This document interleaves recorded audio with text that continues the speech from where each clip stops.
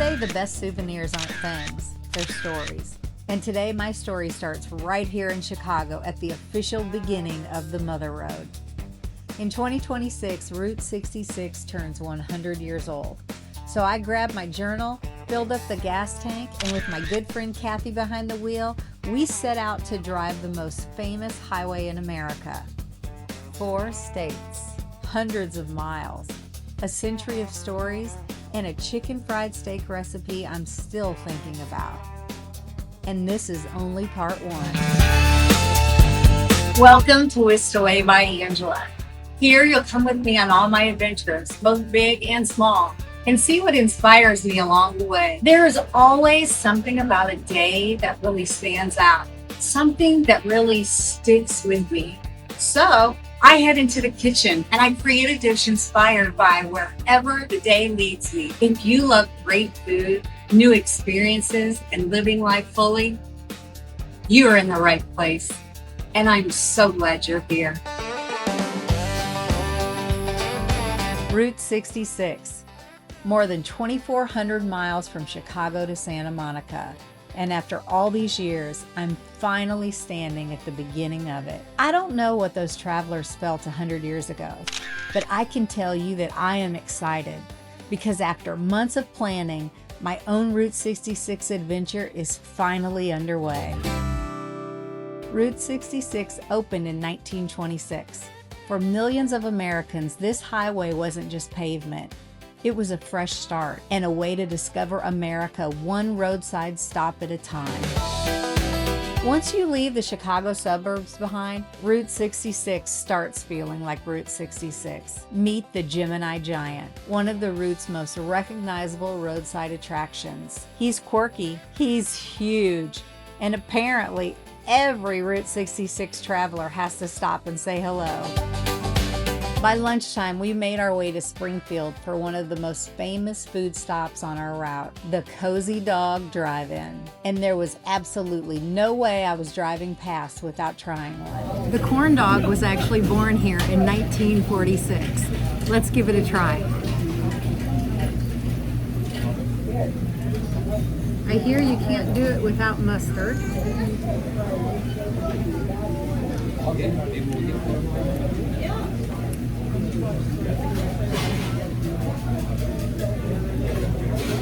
Places like this are exactly why I wanted to take this trip.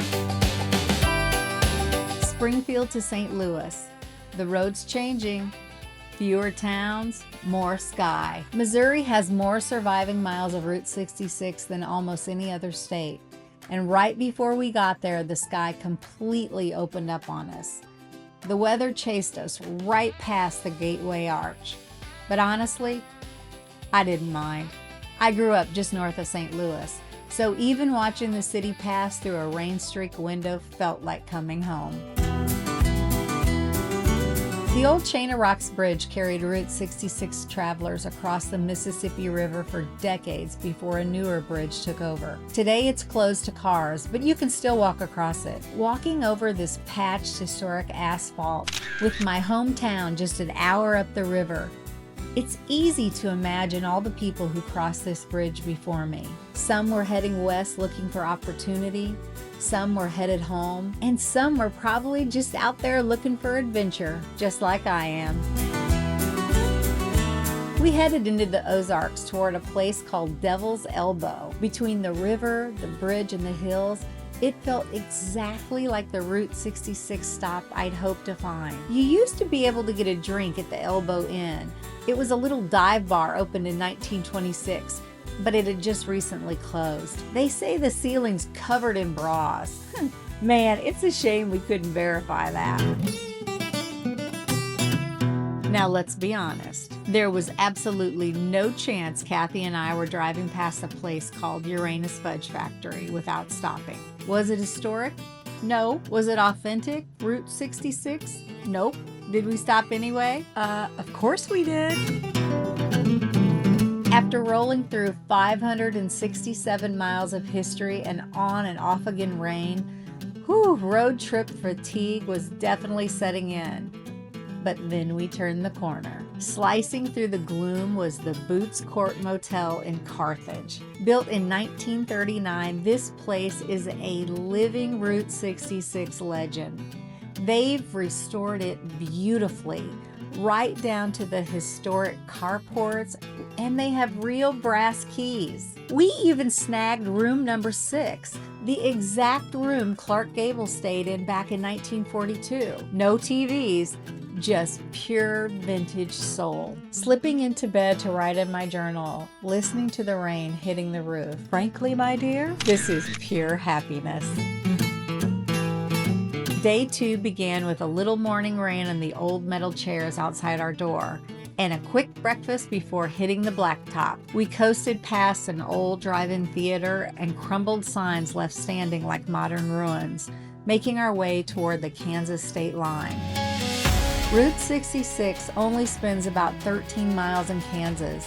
Blink and you'll miss it. But before leaving the state, we make one stop at Rainbow Bridge. Built in 1923, it's the last remaining marsh arch bridge on the entire Route 66 route. Then it's a quick pass through Galena, a little town that has fully embraced Route 66.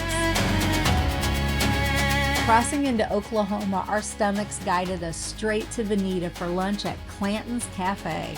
They've been serving hungry travelers here since 1927. I sat down expecting a good meal. What I didn't expect is for Dennis, the owner, to invite me into the kitchen and show me exactly how they make their legendary chicken fried steak. Watching him dip, dredge, and fry it on that seasoned blacktop was like watching a master class in comfort food. I stood there taking mental notes while the smell of frying steak and black pepper filled the room. As a home cook who's always chasing techniques from the road, this was the moment. The whole reason this channel exists. And by the time I leave, I know exactly what I'm making when I get home. Deep in the heart of Oklahoma, a giant whale sits in a pond just waiting to swallow you whole. But don't panic, this is the blue whale of Catoosa, Route 66 quirky icon. Back in 1970, a man named Hugh Davis spent 2 years welding and pouring concrete just to surprise his wife Zelta with the ultimate anniversary gift. Apparently, a diamond just wasn't enough. Swimming is banned today, but walking through the big blue mouth, oh, that's guaranteed to bring out the kid in anyone. Just a few miles down the road lies Tulsa. Now, I used to live here, and I absolutely adore this city. Tulsa has done an incredible job preserving Route 66, blending original landmarks with newer tributes to the road. To cool off from the afternoon heat, we ducked into the Dust Bowl. It's a perfectly preserved tribute to a classic 1970s bowling alley. Kathy got a good laugh at my first attempt, but I nailed it on the second. To end this epic day, we decided to do something purely nostalgic. We met up with some of my Tulsa friends and headed straight to the historic Admiral Twin Drive-In Theater. I haven't been to a real drive-in movie since I was a kid watching Herbie Rides Again, and sitting in the bed of that pickup truck with a bucket of popcorn under the Oklahoma sky felt like a complete time warp. That night, we checked into another Route 66 icon, the Campbell Hotel. Day 3 started the way a Sunday should. Coffee and a massive breakfast at Tallys Good Food Café. Then we head back out into the open country. About an hour later, we reach one of the most unusual stops on Route 66, the Arcadia Round Barn. Built in 1898, it's exactly what it sounds like, a giant round barn. Oh, and we cruised past this massive 66-foot soda bottle at Pops, pushing through the final miles of our first leg to reach the iconic Milk Bottle Market in downtown Oklahoma City. 3 days, 4 states, hundreds of miles, and a journal full of memories. Now I'm heading home to recreate Dennis's chicken fried steak in my own kitchen. But don't worry, This adventure is just getting started.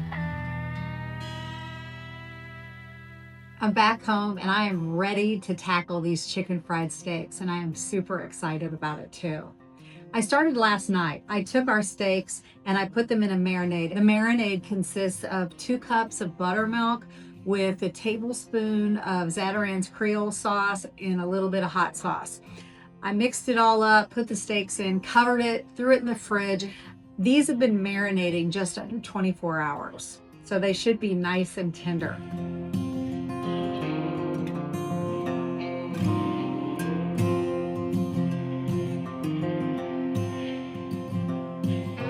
Here I have the 2 cups of flour with all our seasonings, and that is a tablespoon of cornstarch to make it extra crisp. I have a tablespoon of the Zatarain's Creole seasoning. I have a tablespoon of garlic powder, a teaspoon of onion powder, and a tablespoon of smoked paprika.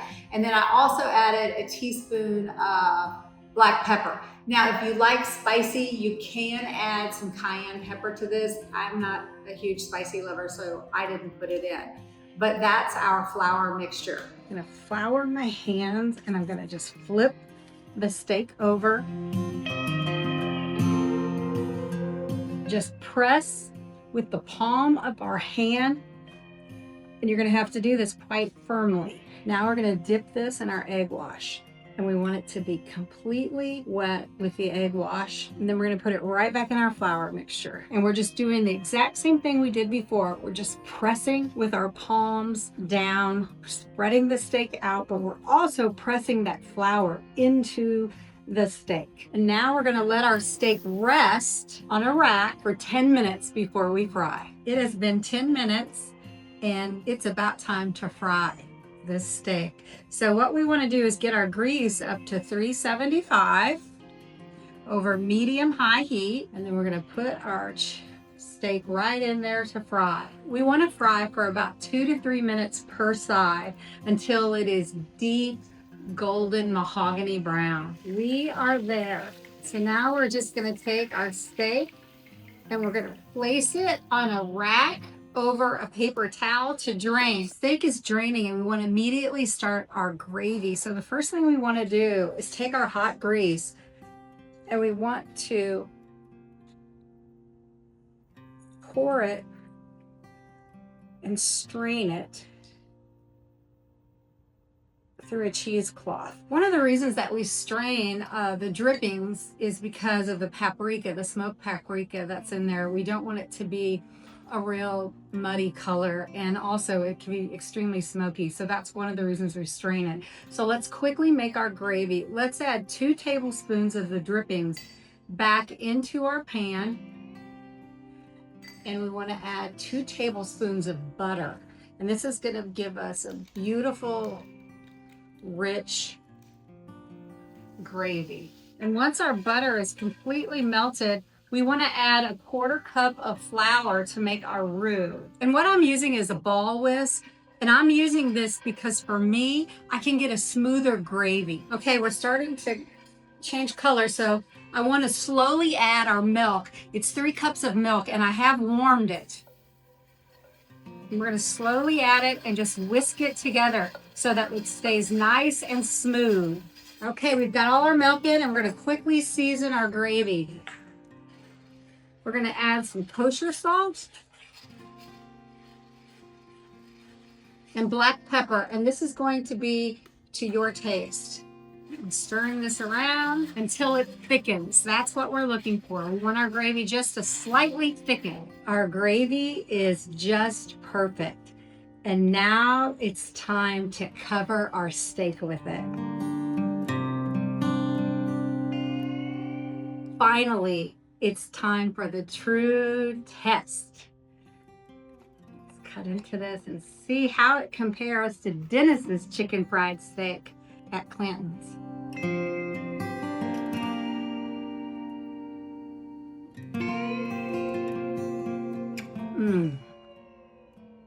That is crispy. That is tender. The gravy is creamy and flavorful. That is one heck of a good chicken fried steak. 3 days, hundreds of miles. And the best meal of the trip, made right here at home. Until next time, eat deliciously, live fabulously, and thank you for letting me whisk you away.